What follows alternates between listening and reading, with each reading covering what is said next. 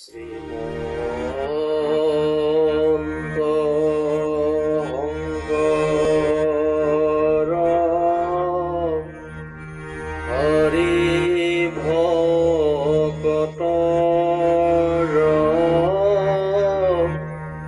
জানা যে নকল্প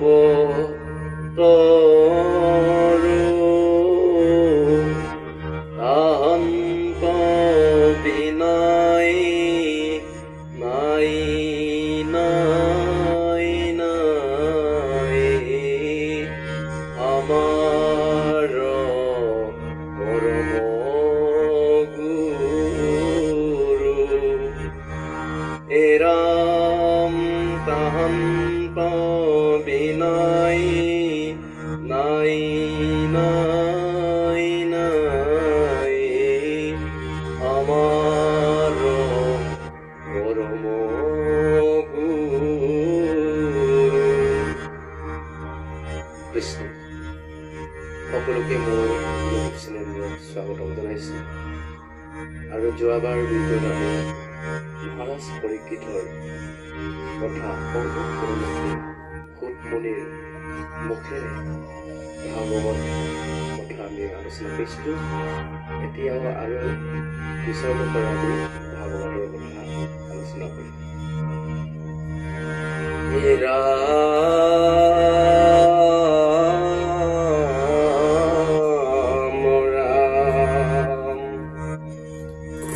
কৃষ্ণ কথা এইটো অমৃত কৰি সাদ অনুভূত হুক পৰি ভিতৰ সম্বাদ যাৰ ঘোঁৰা চলে আতি আশা কৰ ফতে অসাগৰা পৃথিৱী জিনিলা একেৰতে এৰাম জম্বুদ্বীপ পৰীক্ষিত মহাবীৰ তৰুণ কালতে কেনে তেজিলা শৰীৰ বৃত্ত যেন খাটে পৃথিৱীৰ ৰজা যত কৃষ্ণ ভকত তেন্তে মহাভাগৱত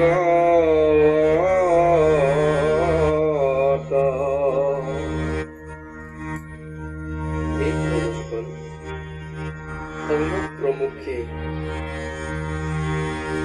সুতমুনিৰ দ্বাৰা ভাগৱত শুনিছে আৰু কৈছে, হে সুত মহামানী মহাগুৰু সুতমুনি, আমাক কোৱা এতিয়া মহাৰাজ পৰীক্ষিতে কৃষ্ণৰ ভকত হৈও তৰুণ কালতে কেনেকে দেহ ত্যাগ কৰিলে। যাৰ ঘোঁৰা আকাশৰ পথেৰে চলিছিলে, সখাগৰা পৃথিৱীৰ জিনি পেলাই অসাগৰা পৃথিৱীৰ ৰজা আছিলে, যাক জম্বুদ্বীপ বুলি কোৱা হয়।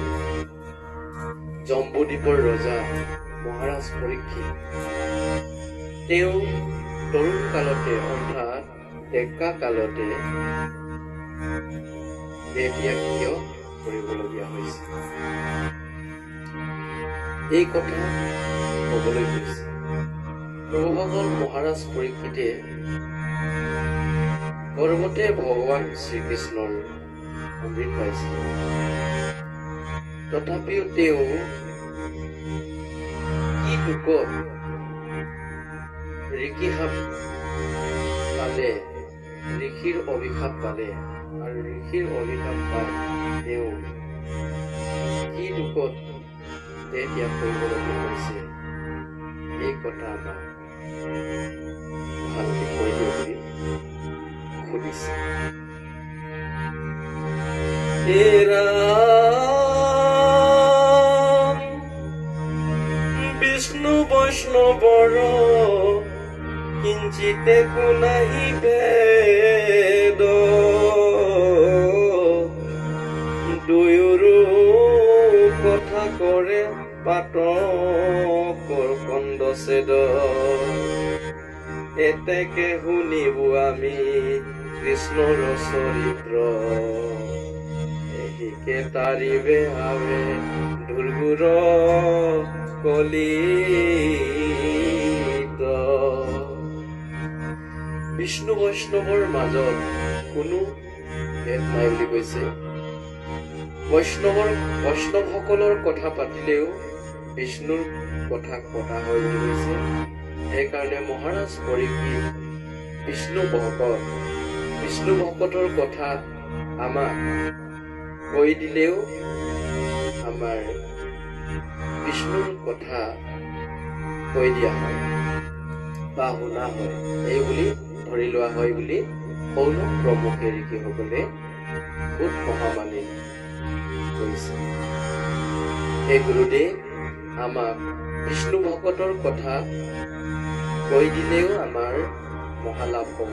যিহেতু দুৰ্গুৰ কলিযুগ আহিলে, এই দুৰ্গুৰ কলিযুগত কেনেমতে আমি সংসাৰ তৰো, অৰ্থাৎ আমি বিষ্ণু বৈষ্ণৱৰ কথা শুনিলে আমাৰ সংসাৰ কৰিব পাৰিব আৰু কৰিব পাৰিব বুলি কৈছে। এতিয়া যিহেতু দুৰ্গুল কলি আহিলে, কলিৰ প্ৰভাৱৰ পৰা হাত সাৰিবৰ কাৰণে বিষ্ণু বৈষ্ণৱৰ কথা আমাক জনাই দিয়ে বুলি বহুত মহামানীক কৈছে। সেইকাৰণে প্ৰভুসকল আমি বেলেগ চিন্তা কৰিব নালাগে আৰু ভাবিব নালাগে। আমি কৰ্ম কৰিবই লাগিব আৰু অহংকাৰ কৰিবই লাগিব। কৰ্ম নকৰিবলৈ কোৱা নাই, কিন্তু কৰ্মৰ মাজতো আমি কিছু সময়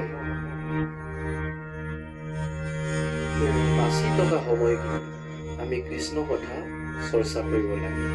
বেলেগ কথা আমি বিষয় কথা বেছি চিন্তা কৰিব নালাগে। এনেকেহে ভাগৱতে আমাক দেখুৱাইছে। আৰু আজিৰ ভিডিঅ'টি ইমানতে সমাপন হৈছে আৰু পিছত আমি কিছু কথা পাম। দ্বিতীয়বাৰ ভিডিঅ' ইমানতে সামৰণি মাৰিছোঁ। সকলোৱে সকলোৱে সুস্বাস্থ্য কামনা লগ পোৱাৰ প্ৰতিশ্ৰুতি।